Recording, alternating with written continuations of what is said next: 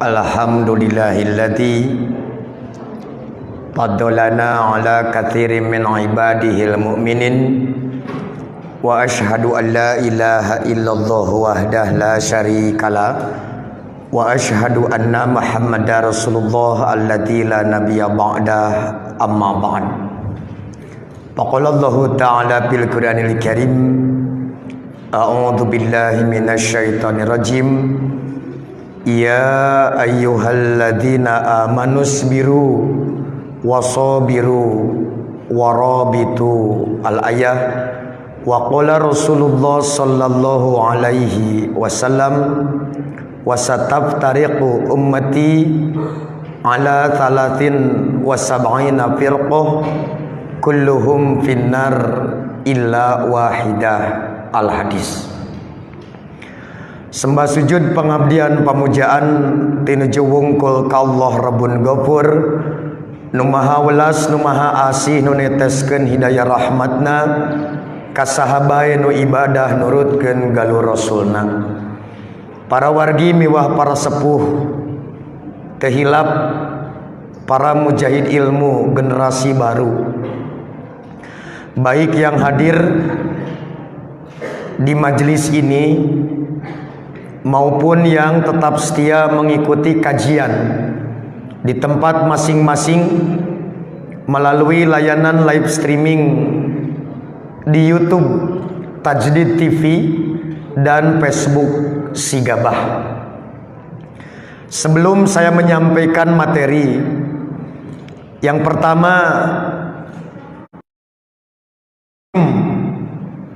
dan mohon maaf yang sebesar-besarnya kepada orang tua, guru dan pimpinan kita Al Ustadz Toto yang tidak pernah bosan sejak kami berkiprah di Jam'iyah melalui wadah pemuda, terutama membangun hubungan intelektual dan hubungan batin melalui wasilah beliau untuk curug, khususnya marga asih secara umumnya. Mudah-mudahan beliau senantiasa kekuatan dan diberikan kemudahan dina ngajejehkeun upaya kaderisasi agar tak terhenti menyambung perjuangan Jam'iyah Persatuan Islam untuk masa sekarang dan masa yang akan datang. Begitu juga kepada senior saya di Jam'iyah yang ada di marga asih, selain Ustadz Usman, Ustadz Haris Muslim, tentu juga banyak kolega dan mitra kerja yang seiring sejalan sejak dulu dibina dalam basis ilmu dan kekuatan wadah Jam'iyah yang tak kenal lelah dalam mengawal setiap langkah dakwah melalui wadah Jam'iyah, termasuk Ustadz Nurdin yang sampai hari ini beliau juga tak pernah lelah untuk bekerja dalam memperkuat basis ilmu dan dakwah Jam'iyah.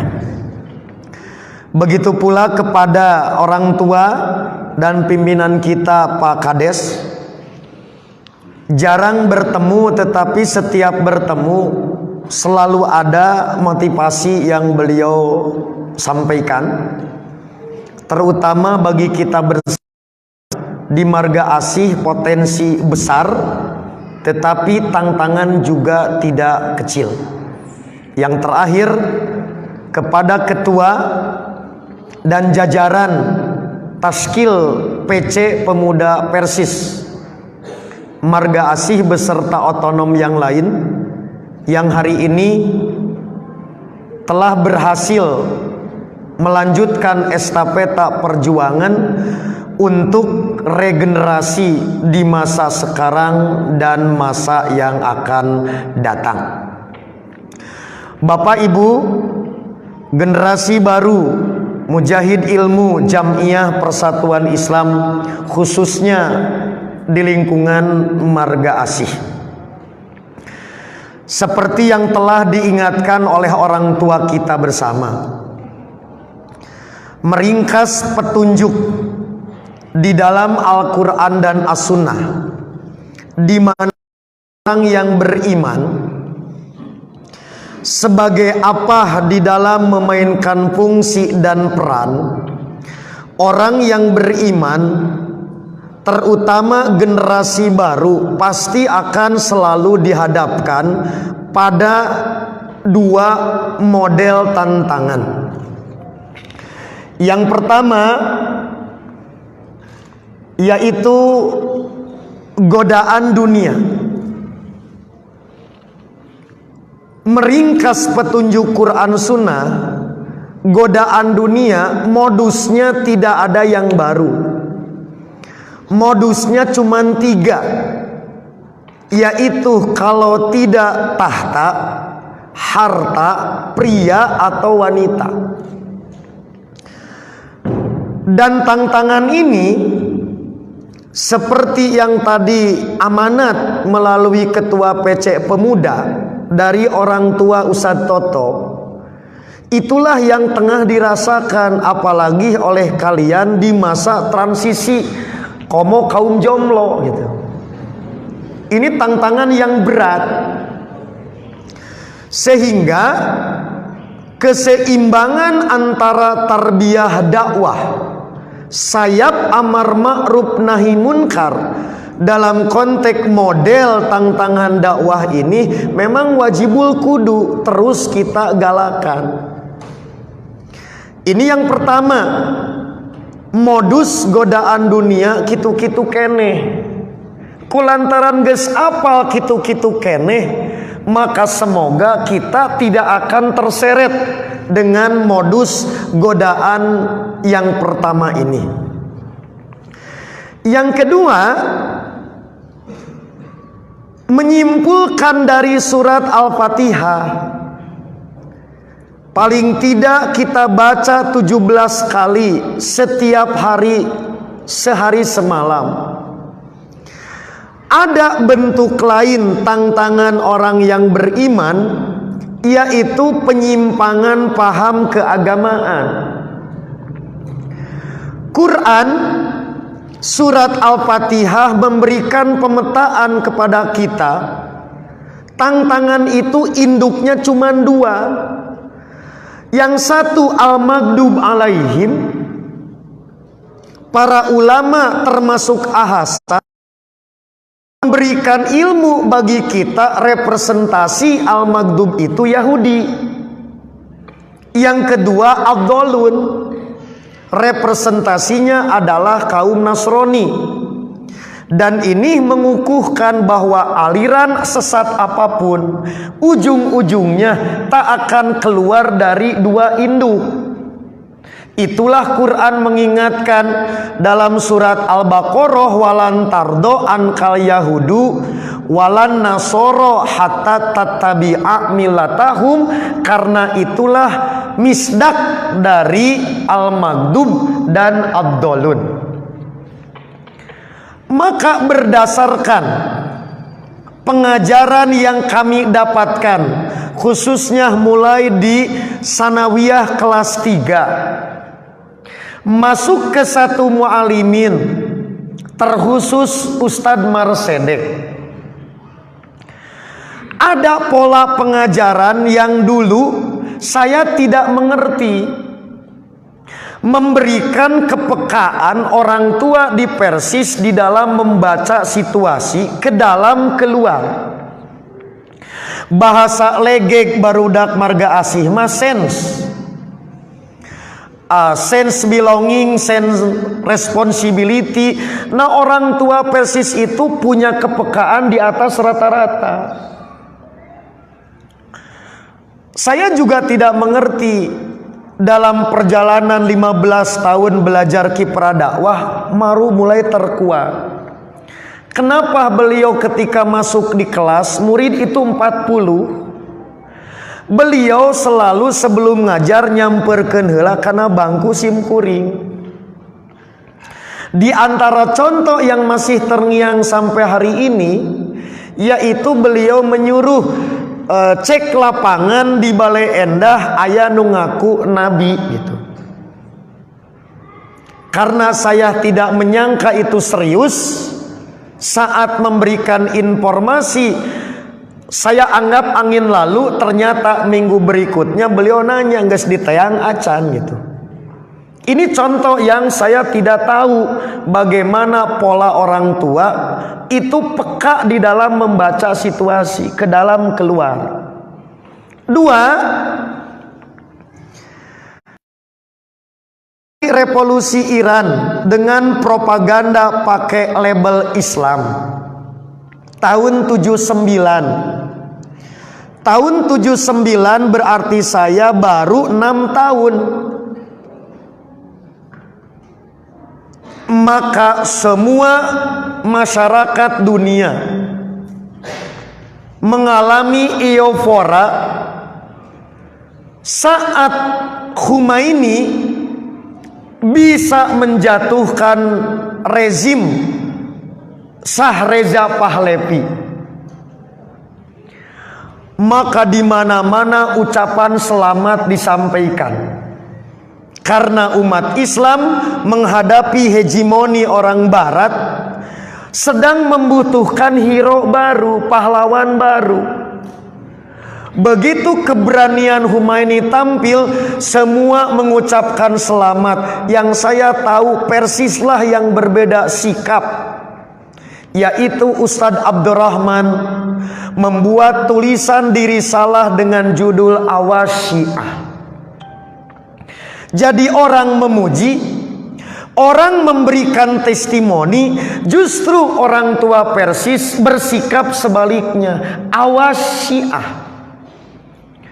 Maka dari pelajaran-pelajaran inilah situasi dan lingkungan kepekaan yang demikian berharga. Bagi saya beruntung dibesarkan di Jamiah Persis. Karena cara melihat orang tua kita itu bahasa legeg ayeuna mah di luar kotak. Jadi out of the box. Batur kaditu lumpat urang mah diuk. Batur lari kita berdiri. Dan ini tidak mudah. Mengajarkan sikap yang menjadi trademark.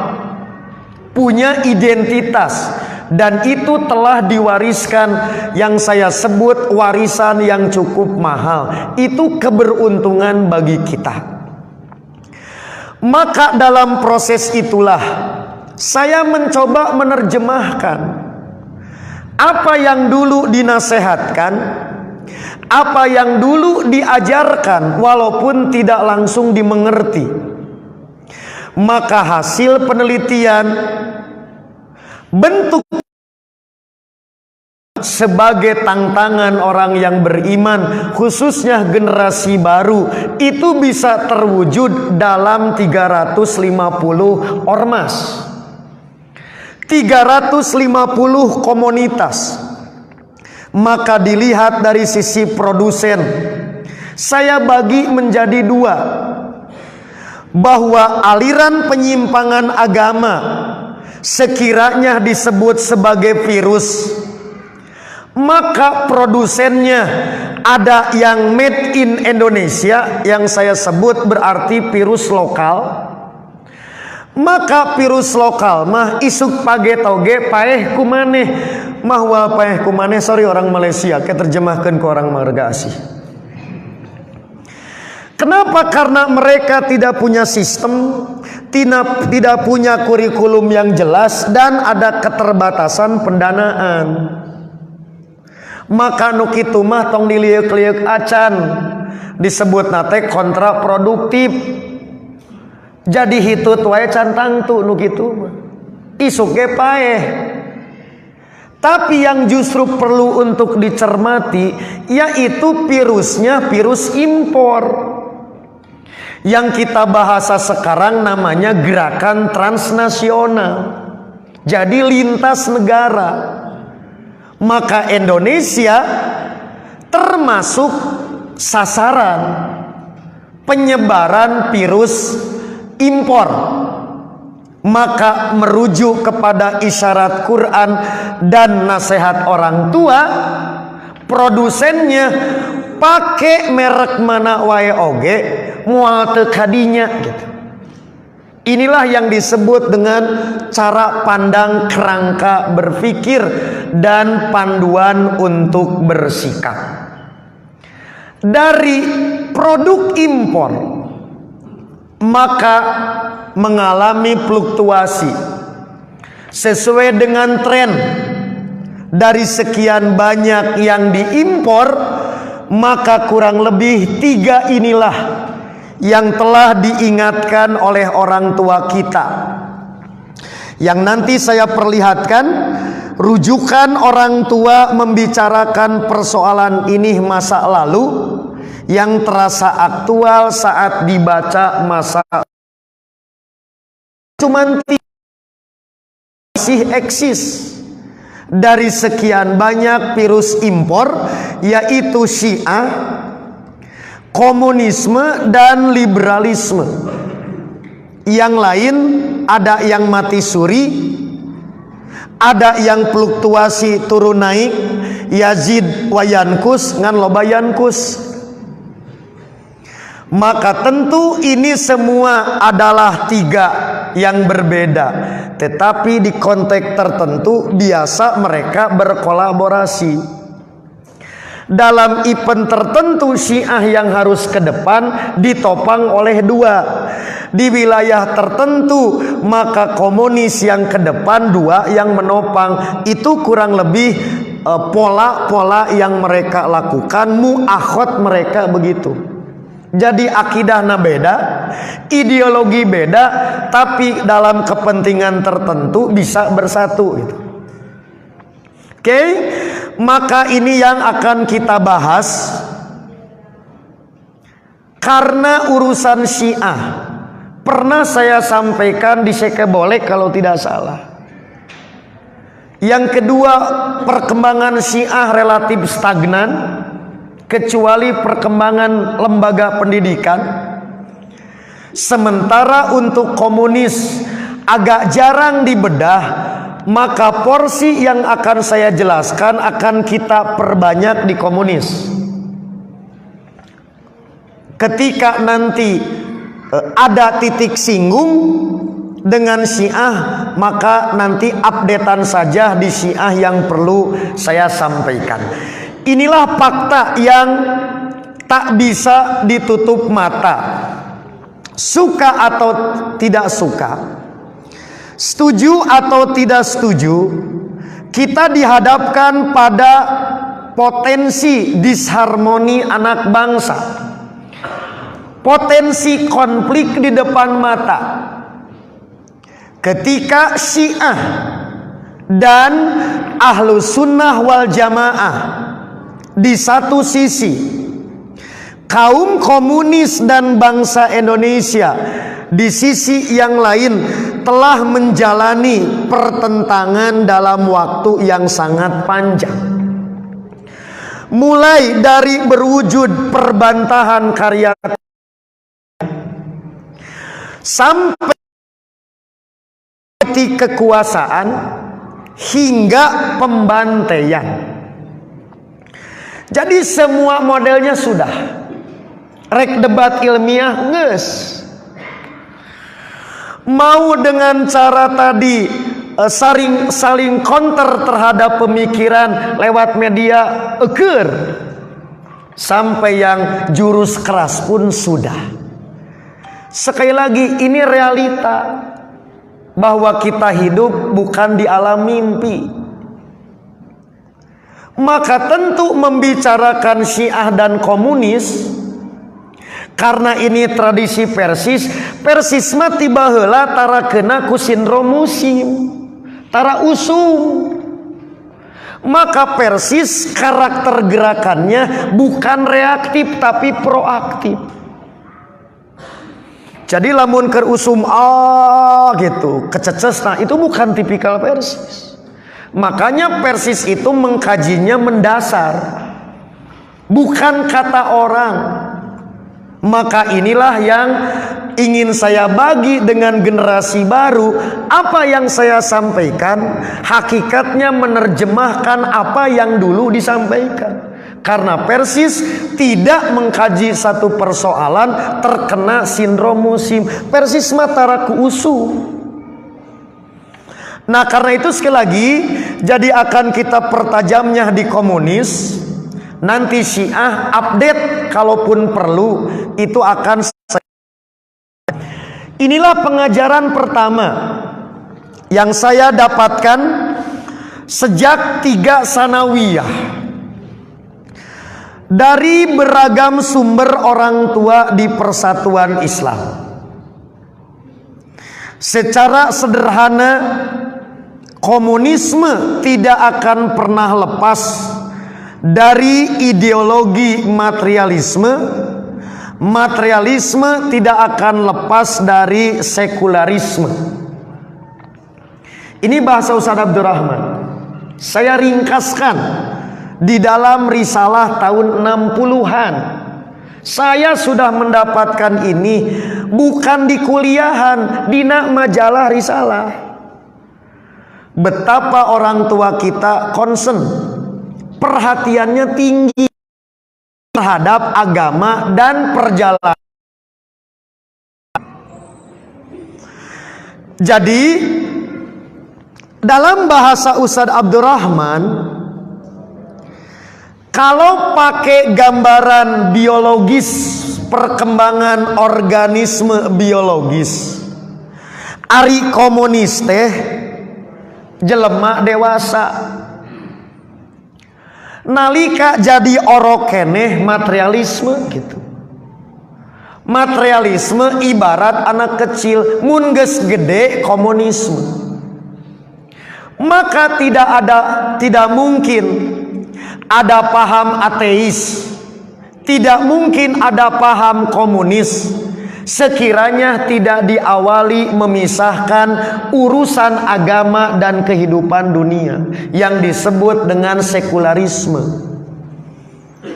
Dalam bahasa yang populer, urusan agama berikanlah kepada gereja, urusan istana berikanlah kepada kaisar. Jadi dina urusan kape rehe wae tong pipilueun bulugul marong. Gitu itu. Maka Sahih Bukhari tong pipilueun ka pasar. Tafsir Ibnu Katsir tong pipilueun di kantor kades. Maka agama tidak menjadi nilai inti, hanya menjadi nilai pinggir.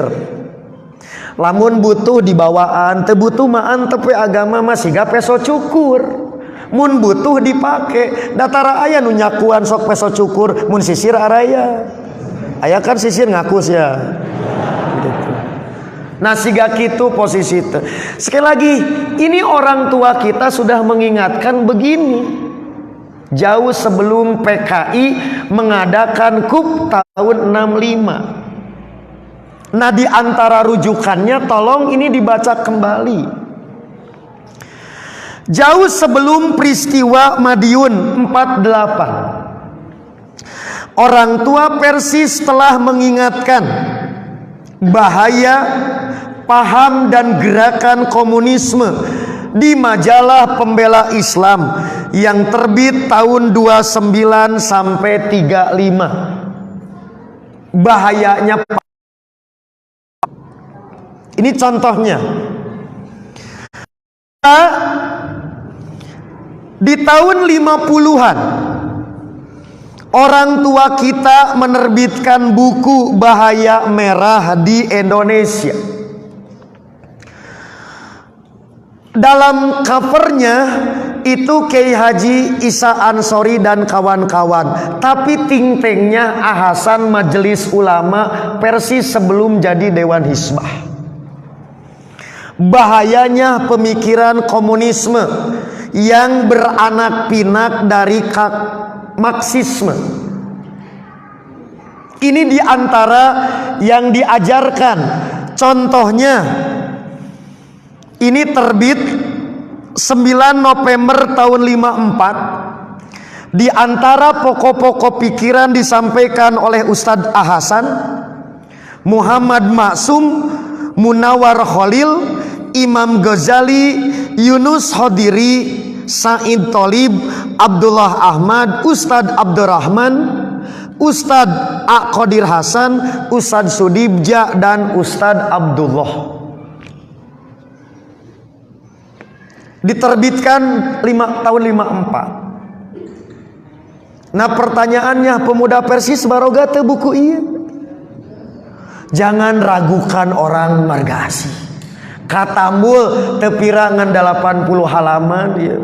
Lah bari peureum di kopi rehe tenang. Pokokna mah tenang, pokokna mah dilamot ke orang marga asih mah gitu. Jadi lagi sebelum meletus 65 G30 SPKI terus aktif sampai membentuk front anti komunis. Oke, terakhir sebelum meletus maka diingatkan kembali oleh orang tua kita di majalah Al Muslimun, terutama jelang Muktamar Persis yang ke-7 di Bangil.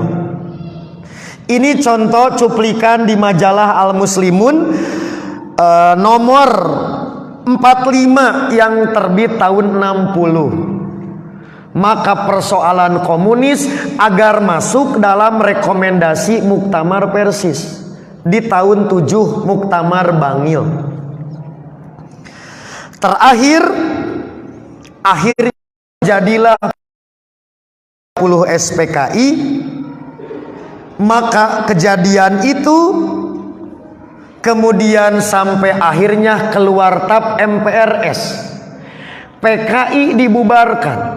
Bagaimana nasihat orang tua kita untuk bangsa dan negara, Ustadz Abdurrahman melalui tradisi literasi Ustadz Yunus Anis membuat peringatan.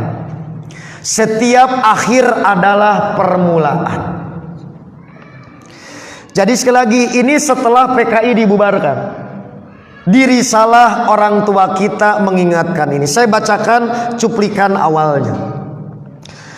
Masa penekanan mental kini telah berakhir. Kemelut yang ditimbulkan kaum mulhidin Gestapo atau PKI kini secara yuridis formil berakhir. Akan tetapi ingatlah, pada hakikatnya kita sedang menghadapi masa permulaan. Akhir dari sesuatu adalah permulaan. Dan oleh karena itu, tidak setiap permulaan merupakan sambungan yang lebih indah dan baik. Mungkin kebalikan dari keadaan sebelumnya yang terdahulu. Permulaan yang baik tidak dapat memberikan jaminan kebaikan untuk keseluruhan. Permulaan yang baik hanyalah setengah pekerjaan yang menghajatkan kelanjutan kerja dengan sepenuh hati. Jadi ini muncul di risalah merespon keluarnya TAP MPRS agar bangsa Indonesia jangan eufora, tepuk tangan pedah PKI na bubar. Maka dari nasihat inilah, belajar tentang komunisme tidak boleh melulu dalam kejadian tahun 65. Dan itulah yang dikehendaki oleh komunisme gaya baru. Tetapi membicarakan komunisme tidak boleh melupakan dengan tragedi-tragedi sebelumnya yang tadi telah diulang orang tua kita di dalam karya-karya besar masterpiece orang Persis sejak pembela Islam, yaitu tahun 26. Ingat bagaimana PKI Indonesia jalurnya bukan dari Cina, bukan dari Rusia tapi dari Belanda, yang memecah SI menjadi dua, jadi SI merah, SI putih.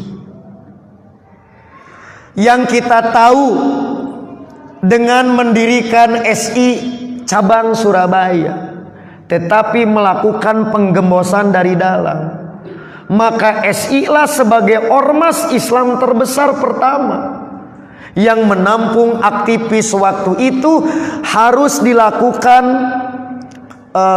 bahasa kita apa ya, pemurnian kembali oleh Haji Agus Salim, karena ternyata SI cabang Surabaya itulah tersusupi oleh komunis. Ini sekali lagi pelajarannya jangan melulu 65, karena maunya mereka narik ke 65 supaya mereka korban Orde Baru.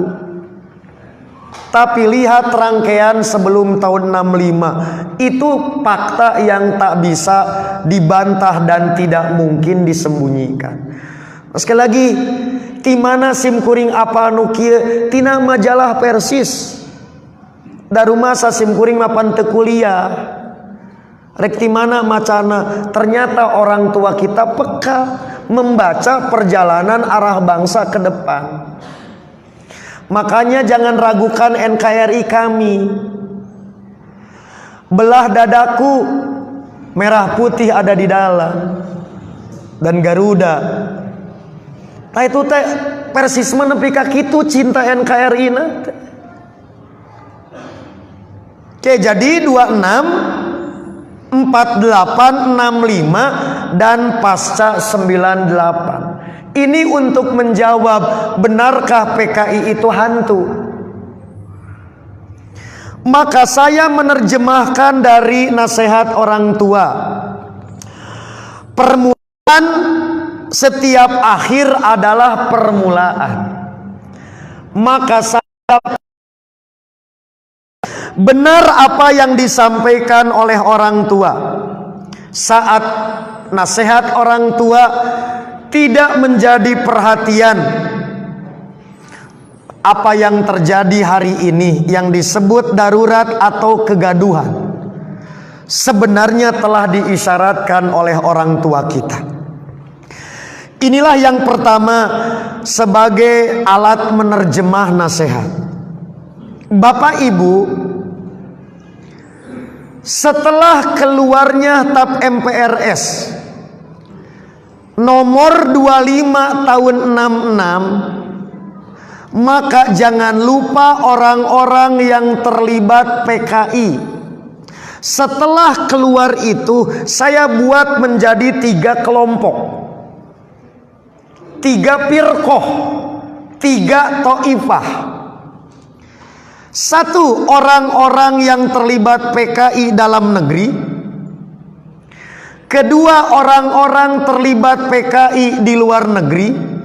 Yang 3, tidak bisa diabaikan adanya dukungan pihak asing.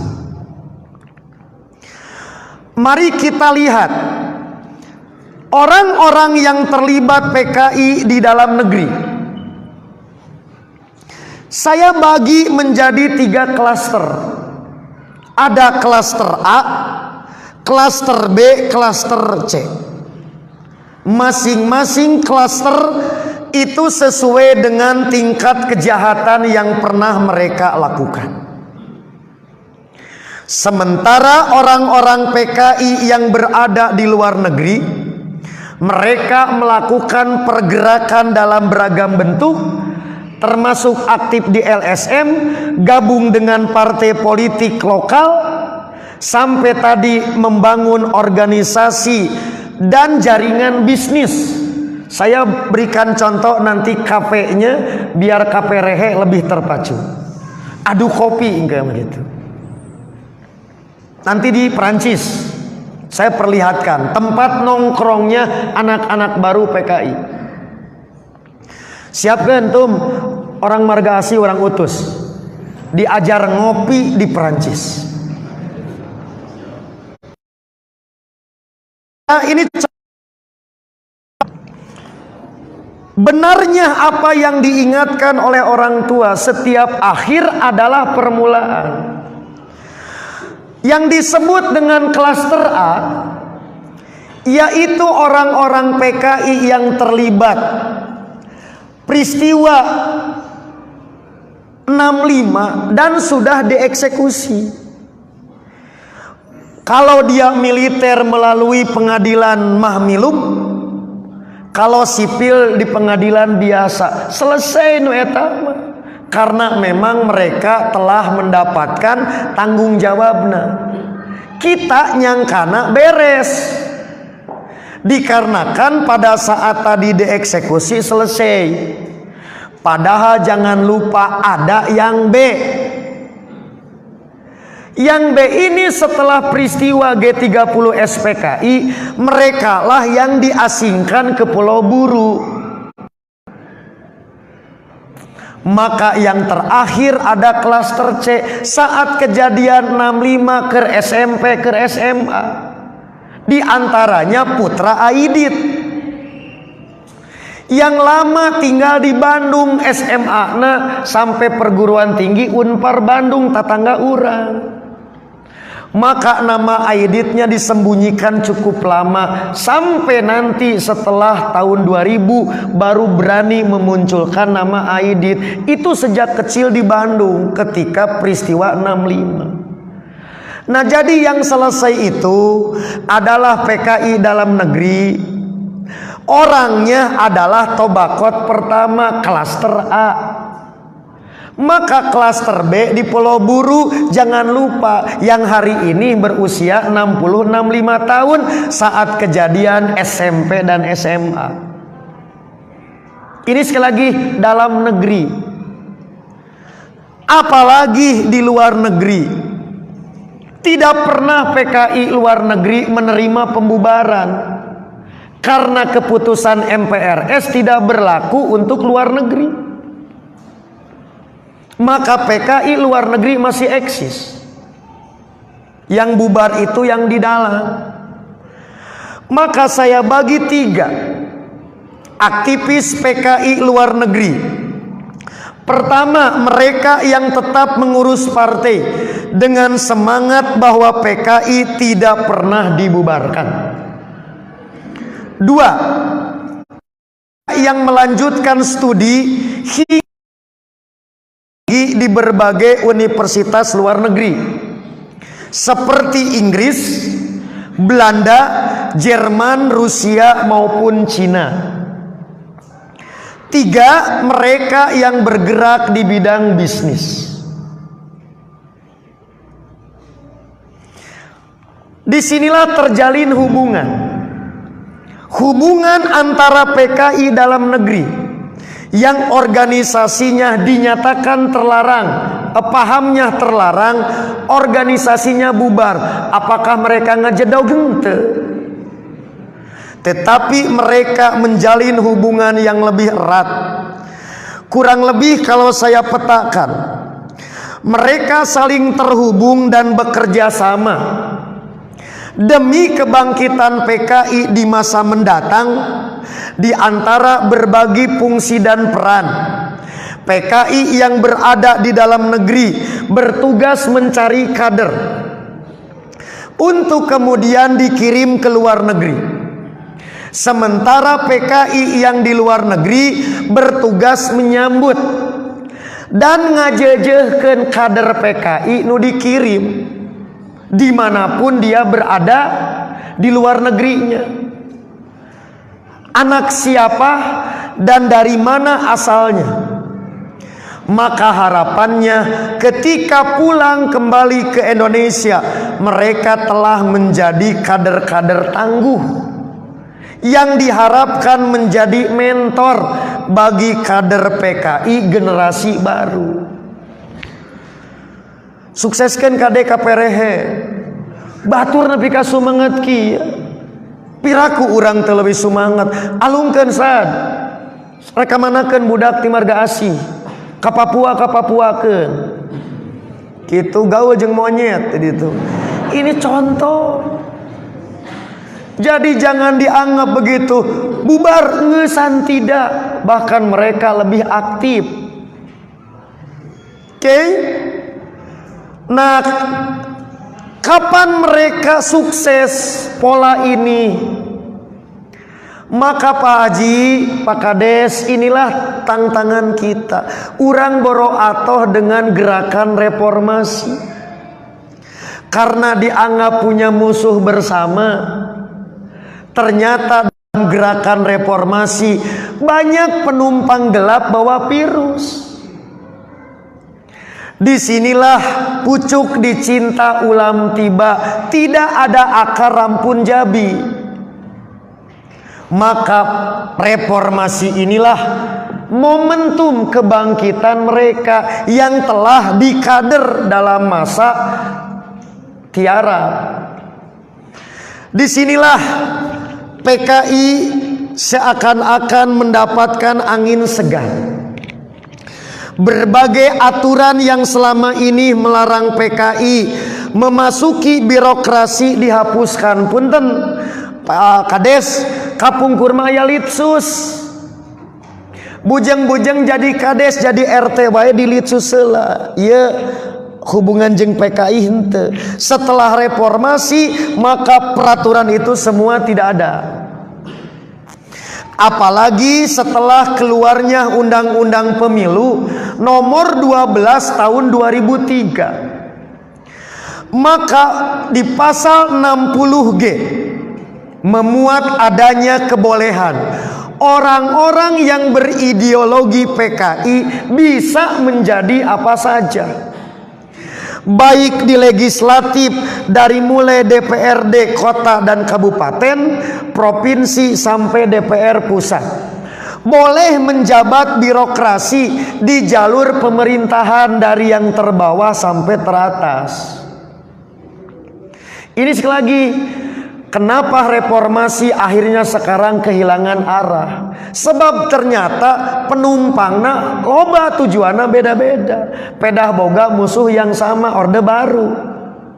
Setelah itu kendalinya adalah menjadi masing-masing. Itu yang sekali lagi, setiap akhir adalah permulaan. Urang lantaran teu ngarti jol ngewa we ka Pak Harto. Emang pernah Pak Harto nampilin ka maneh? Tak eta Pak, nu sebut tadi, siapa yang memainkan arus waeopora, orde baru tumbangkan. Padahal mereka memanfaatkan kekuatan ini dari masa leutik, nebeng we. Begitu geus tumbang musuh bersamana nyerangan we gitu. Nah ini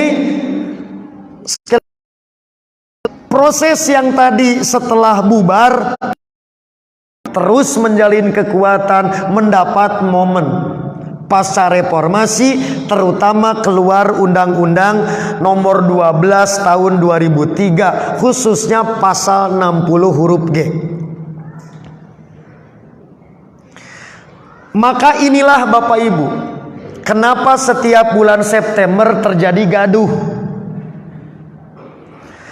Keluarga PKI dan simpatisannya dari generasi baru inilah yang belakangan terus memperlihatkan rasa tak puas terhadap sejarah kelam tahun 65. Maka seakan-akan mereka tidak mau permainan selesai.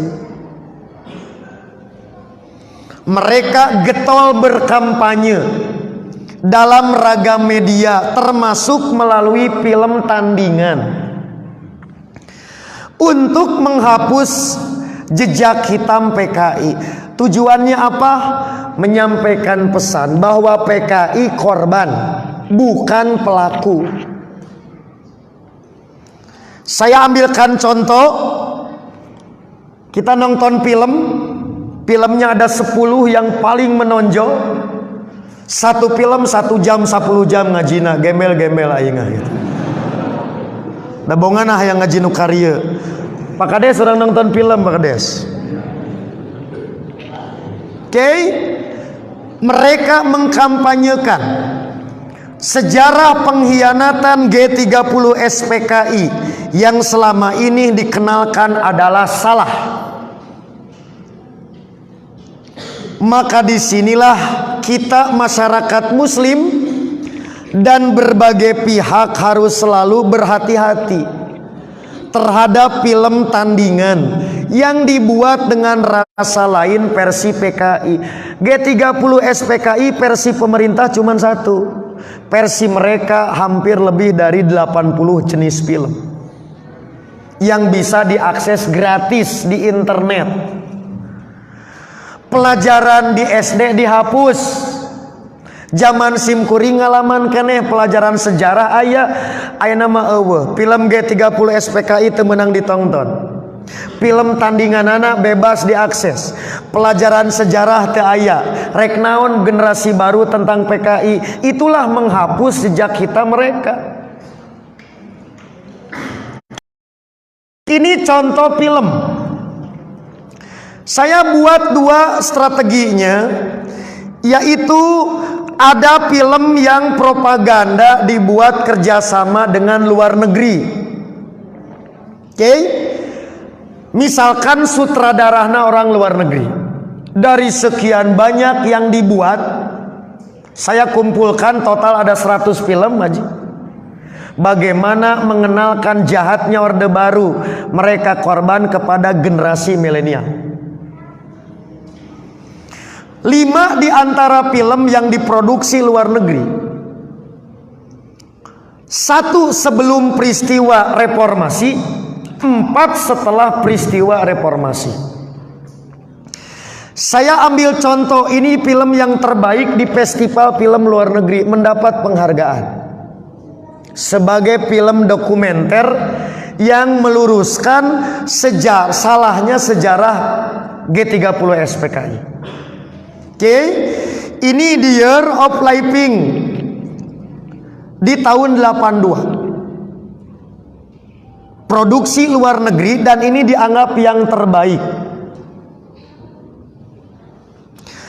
Sementara produksi dalam negeri, di antara yang paling populer filmnya itu Puisi Tak Terkuburkan tahun 99, Mas Grab tahun 2001, Menyemai Terang dalam Kelam 2006, Tumbuh dalam Badai 2008, dan Cidurian 19 tahun 2009. Cidurian 19 itu bukan Cidurian bebas, tapi Cidurian ini di Jakarta tempat berkumpulnya seniman pro PKI Lekra gitu.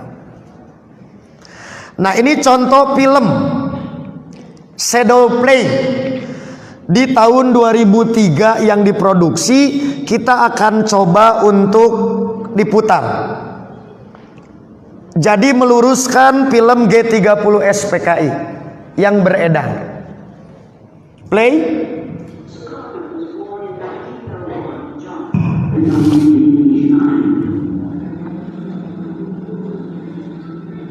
He grew up under the immediate rule of Dutch colonialism.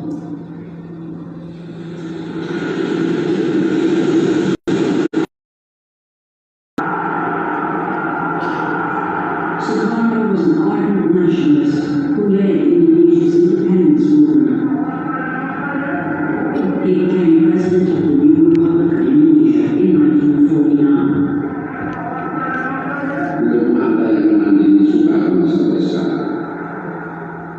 Dialah yang mengerti nasional Indonesia. Karena itu juga Soekarno yang tidak jemu-jemunya menganjurkan tentang nation and character building.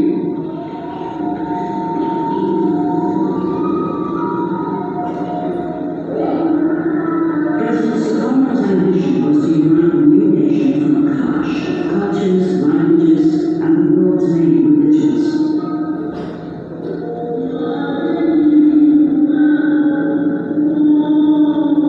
Indonesia is the fourth most populous nation on earth.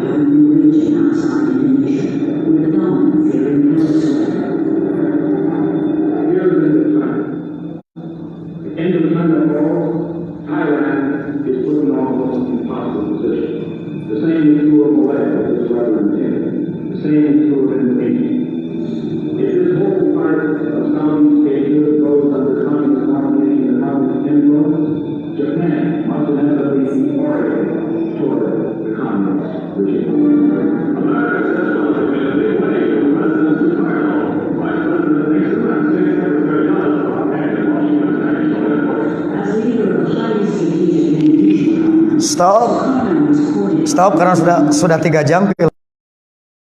Nah, jadi lihat. Jadi berdasarkan film ini, PKI itu korban, yaitu bahwa kepentingan kapitalis barat berperang dengan Cina, maka dikorbankanlah melalui Orde Baru gitu. Jadi PKI bukan pelaku, korban. Lihat sekali lagi, ini bisa diakses oleh siapapun, ditonton ku sahawai. Nu itu dilarang, nu ieu bebas untuk ditonton, dipelajari. Maka sekali lagi, inti dari gerakan ini, mereka keluarga PKI dan mereka yang mengklaim sebagai korban TNI dan korban Orba berusaha membuat kesan, yaitu melakukan dramatisasi jumlah korban PKI dalam peristiwa 65. Kejadian yang sesungguhnya cuma 50 di markup jadi 100. Satu desa penduduk nate 50 diklaim kuburanana aya 100. Teuing ucing teuing naon jeron. Supaya kesannya mereka dibantai, manya dibantai saeutik jumlahna. Maka mereka mencoba melakukan beberapa cara dalam kejadian 65 dan setelahnya.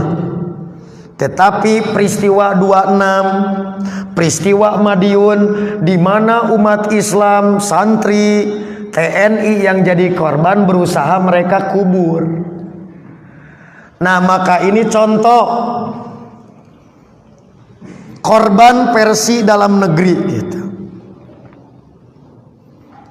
Versi Soekarno yang jadi korban 60.000, versi Adam Malik 150.000, versi Sudisman PKI 180.000, versi Abri TNI 40.000. Moal aya nu leuwih ti 250 eueuh. Tapi tingali saat ngobrolkeun versi luar negeri sampai 1 juta pihak PKI. Tanpa kaki apa? Untuk apa? Mereka itu korban, bukan pelaku. Korban banyak yang jatuh di kami, gitulah kira-kira. Ini sangat halus luar biasa. Bukan pekerjaan kaleng-kaleng nu kieu mah bahasana mah. Moal bisa ku jelema nu saliwat. Maka mereka menggunakan cara-cara yang lain untuk memutarbalikan fakta seperti seniornya. Tipikal mereka sama, yaitu pandai berdusta dan tebar fitnah. Sekiranya mau membanding jumlah korban, ketika dahulu dalam tragedi kelam di Madiun, mereka banyak membunuh kiai dan santri. Lalu terjadi lagi tragedi kelam Lubang Buaya yang membunuh banyak jenderal.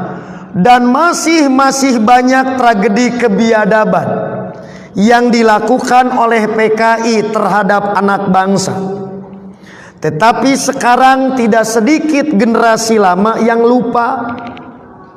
Bahkan banyak generasi baru yang buta akan kelicikan dan kebiadaban PKI. Maka pada saat kita sodorkan pada mereka, oke, urang ngadu paloba-loba, didinya sabaraha 1 juta, 3 kali kejadian sebelumnya, maka lebih dari 5 juta. Tetapi saat disodorkan, mereka biasanya menyatakan tidak tahu.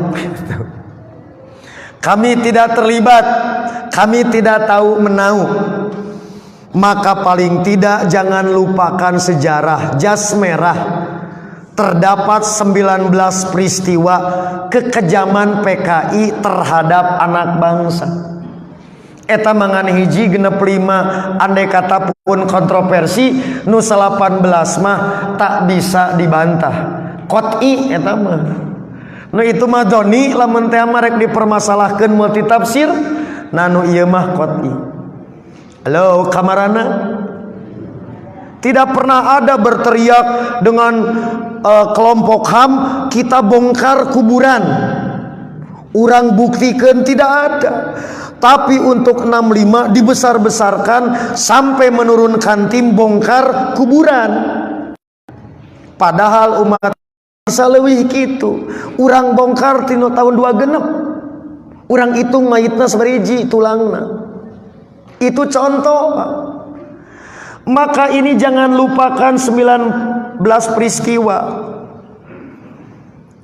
yang tidak bisa ditutup bahwa mereka adalah pelaku. Mereka bukan korban. Maka sejarah-sejarah ini berusaha mereka hilangkan. Tahun 65 mereka propagandakan korban. Oke, jadi inilah kesimpulan yang pertama yang perlu disampaikan. Setiap akhir adalah permulaan, yaitu komunisme sebagai organisasi PKI memang sudah bubar di dalam negeri.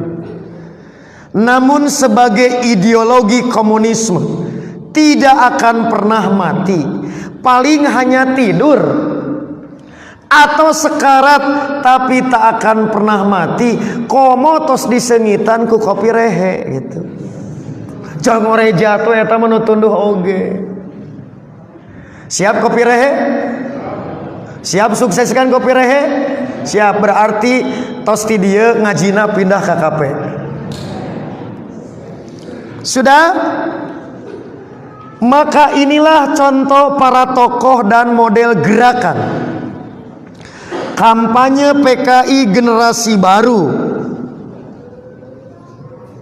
Di antara tokoh yang populer di hadapan media,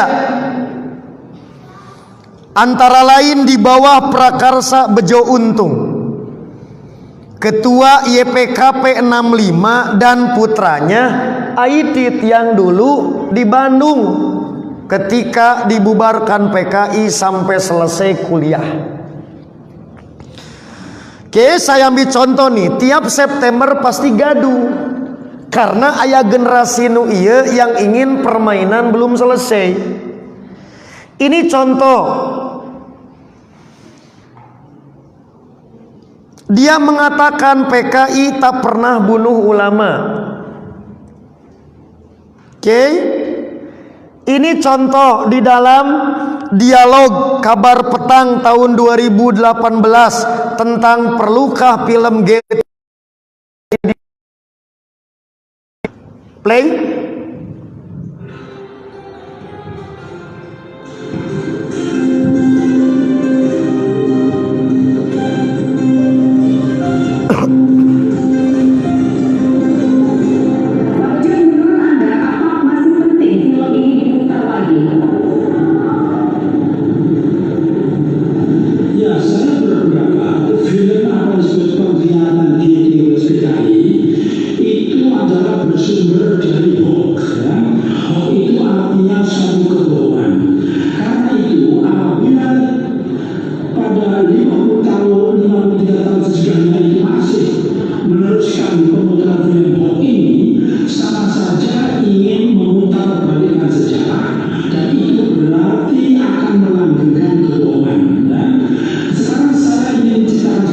Stop. Ini contoh propaganda mereka. Sedangkan dalam wadah kampanye hampir semua ada yang berbentuk yayasan, ada yang berbentuk LSM, ada yang berbentuk perkumpulan. Ini diantara yang paling getol melakukan kampanye PKI generasi baru untuk membangun opini mereka sebagai korban. Contoh, ini tak akan saya sebutkan. Yayasan Bhinneka Nusantara, nggak usah saya sebutkan namanya. Oke. Kemudian YPKP 6566, ketua umumnya jelas tertulis, sekretarisnya tertulis sejak peristiwa 65 ia di mana.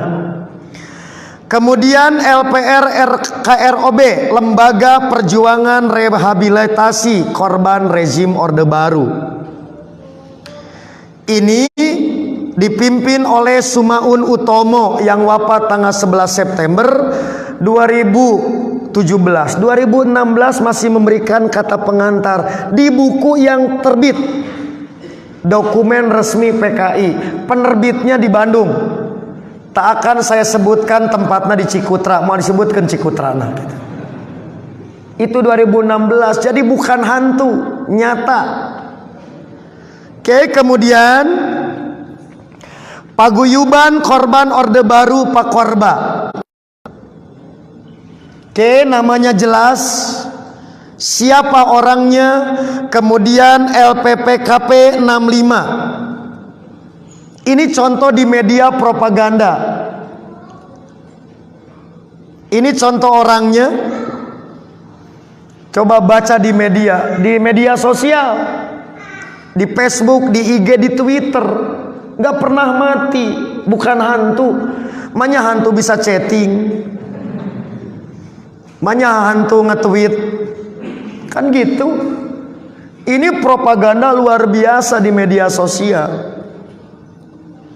Oke, ini contoh cuplikan desakan kepada Presiden agar negara Republik Indonesia meminta maaf kepada korban 65. Play contoh videonya. Bahwa pada anak umur 5 sampai 67 itu ada pelanggaran HAM yang sangat berat dan belum dituntaskan oleh negara. Juga sejarah masih memanipulasi hal ini. Belum ada kebenaran yang diungkap. Jadi tuntutan kami kalau bisa adalah secara dijelaskan dan diluruskan.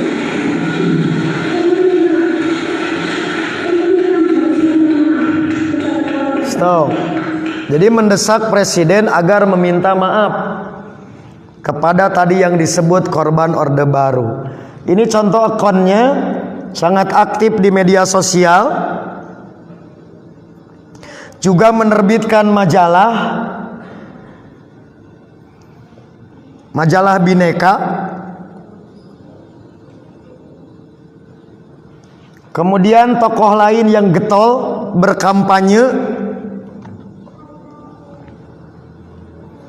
Lihat, minta dukungan dan menuntut penghancuran monumen Lubang Buaya. Jadi Lubang Buaya kubur, tutup. Ini mendesak kepada pemerintah, Lubang Buaya dihilangkan gitu. Ini rekamannya ada, nggak usah saya putar, rekaman percakapannya. Kemudian ini contoh lain, anak Gerwani gitu-gitu.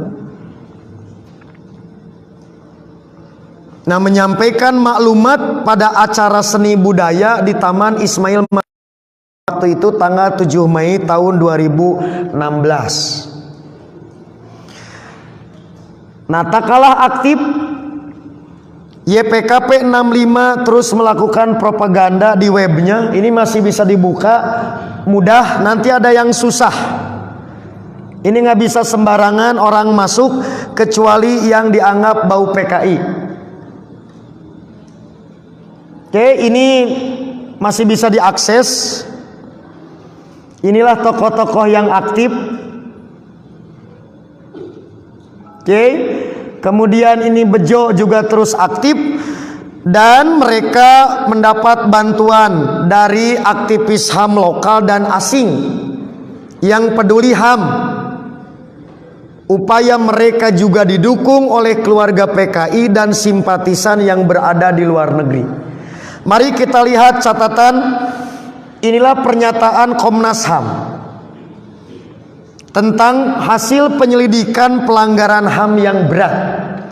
Peristiwa 6566, pernahkah ada Komnas HAM meneliti di tahun awal 26? Biar imbang, tidak ada. Peristiwa Madiun tidak ada, minta Komnas HAM meneliti. Tapi untuk 6566 begitu digembar-gemborkan. Oke, nah ini yang gak bisa disembarang akses oleh siapa saja. Orang Curug kudu bau PKI kakara bisa ya masuk ke dia. Nggak bisa, ini tidak bisa sembarang orang mengakses.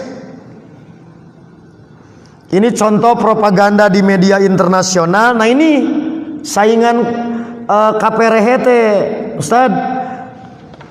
Disinilah kampanye pro PKI luar negeri untuk kawasan Eropa di Paris. Maka mereka berkumpul rutin di tempat ini. Jadi tolong barudak marga asih bisa ke Paris, Prancis, nitip kopi kadenya. Sempatkan hadir di sini. Jadi para senior yang di Eropa, para junior, disinilah tempatnya. Ini miliknya adiknya Aidit. Yang eksil tak boleh pulang karena dicabut kewarganegaraan. Maka membangunlah basis untuk koordinasi konsolidasi kawasan. Oke. Maka kurang lebih 35 orang yang dicabut paspornya, mereka melakukan beragam gerakan luar negeri. Jadi berkampanye mereka korban di luar negeri. Oke, maka tahun 2014 lalu mereka launching web resmi untuk propaganda secara internasional. Ini contoh jejaring di semua negara ada. Oke, ada di Belanda, di Australia, di Inggris, Jerman, Swedia, Prancis, Belgia, Kanada, Skotlandia, Muang Thai. Jejaring PKI generasi baru. Dan inilah yang seringkali gaduh di dunia internasional minimal setiap September. Ini contoh, saya nggak bawa bukunya, launching hasil penelitian. Ini buku yang diterbitkan mereka korban dari Leiden, Belanda. Ini bukunya waktu launching. Kemudian tak lupa mereka mengadukan ke lembaga pengadilan internasional tentang kejahatan pemerintah Indonesia. Ini contoh persidangannya. Indonesia gagal dalam menggali, melindungi hak asasi manusia dan gagal mengeksekusi, menghukumi orang yang bertanggung jawab atas pembunuhan orang PKI. Next, ini play ini contoh sidangnya, Pak.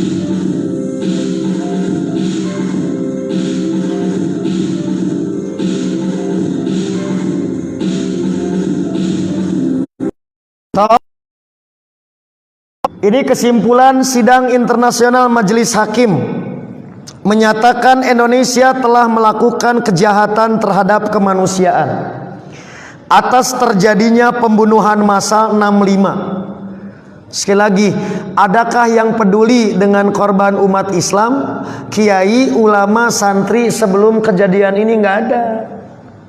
Tah nepi ka kitu getolna teh diangkat menjadi informasi di dunia internasional propaganda bahwa mereka itu korban, bukan pelaku.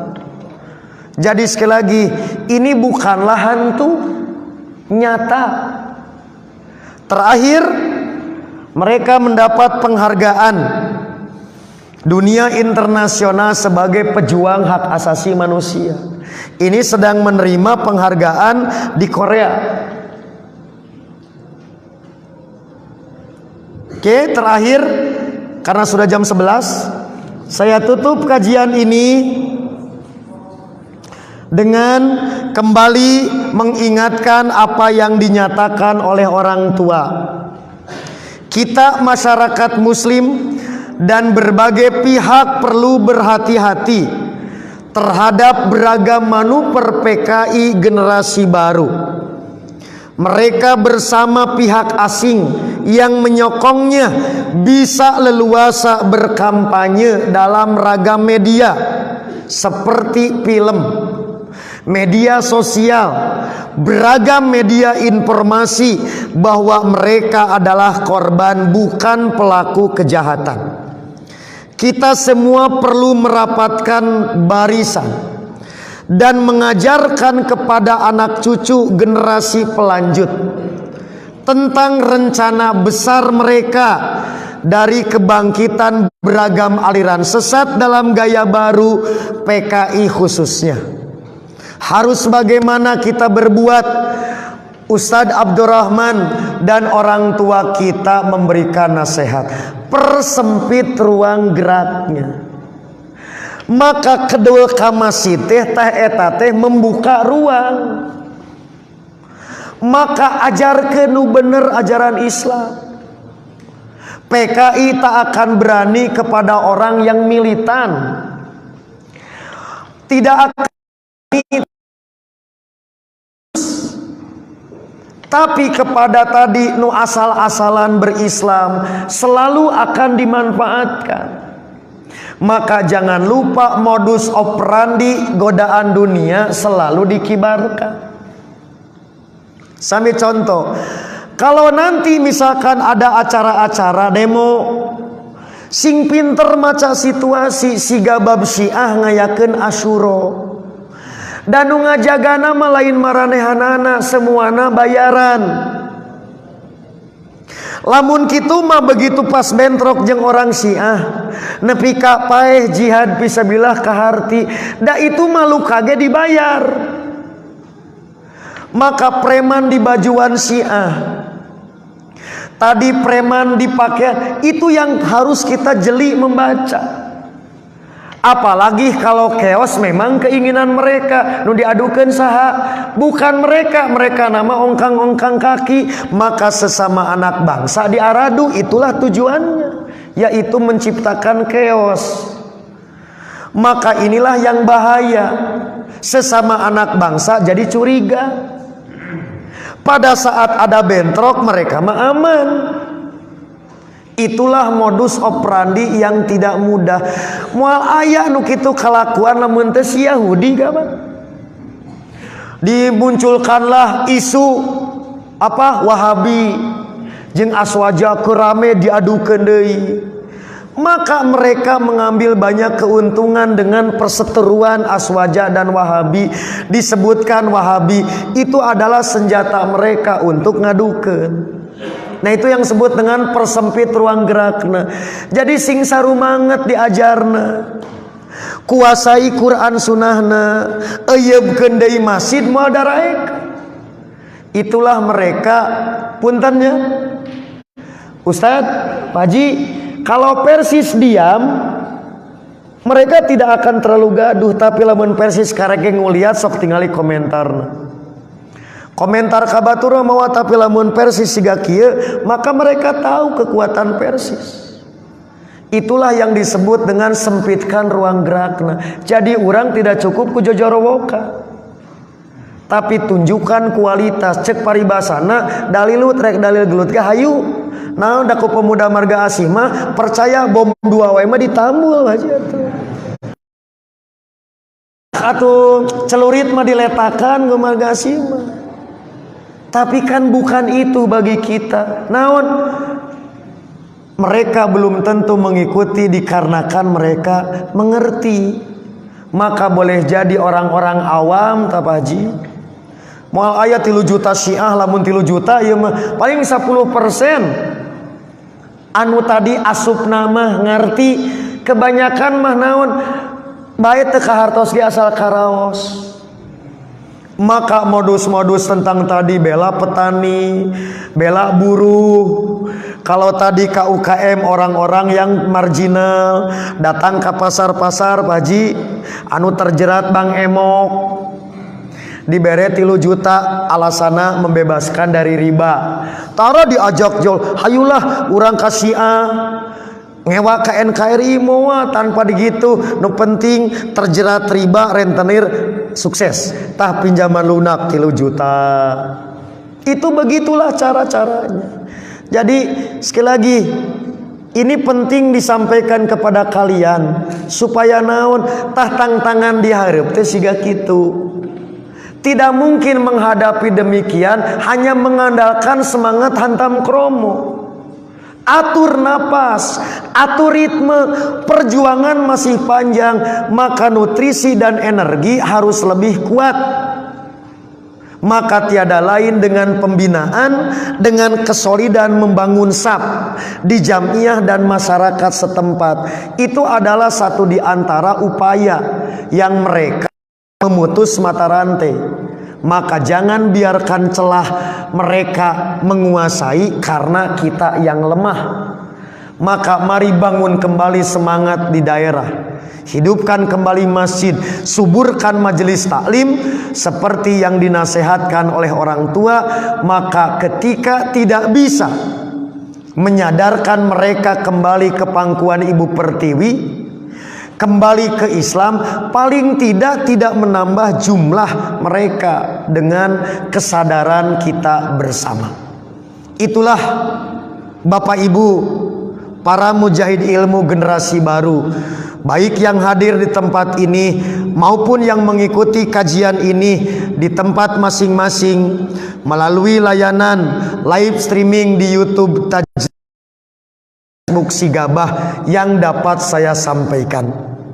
Tidak banyak, tidak ada yang baru. Apa yang saya sampaikan ini hanyalah mereview, murojaah, menerjemah apa yang telah diingatkan oleh orang tua kita.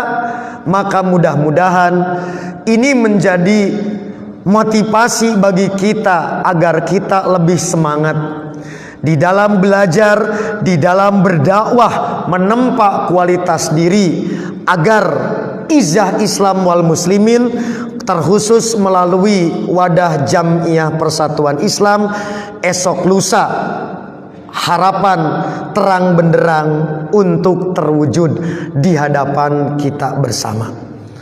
Akhirnya karena waktu jua yang memisahkan kita, saya akhiri sesi kajian yang pertama ini. Insya Allah kita berlanjut sesi kedua di KP Rehe. Iya mah can ngaji mukodimah, ngaji nama engke di ditu aslinya. Saya kira demikian. Saya kembalikan ke pembawa acara. Sekiranya ada hal-hal yang ingin ditanyakan atau Bapak Ibu di rumah masing-masing melalui kolom komentar dipersilahkan untuk diajukan. Tetapi saya husnudon, berbaik sangka orang marga asih mah palalinter. Aqulu qouli hadza wa astaghfirullah li wa lakum. Wassalamualaikum warahmatullahi wabarakatuh.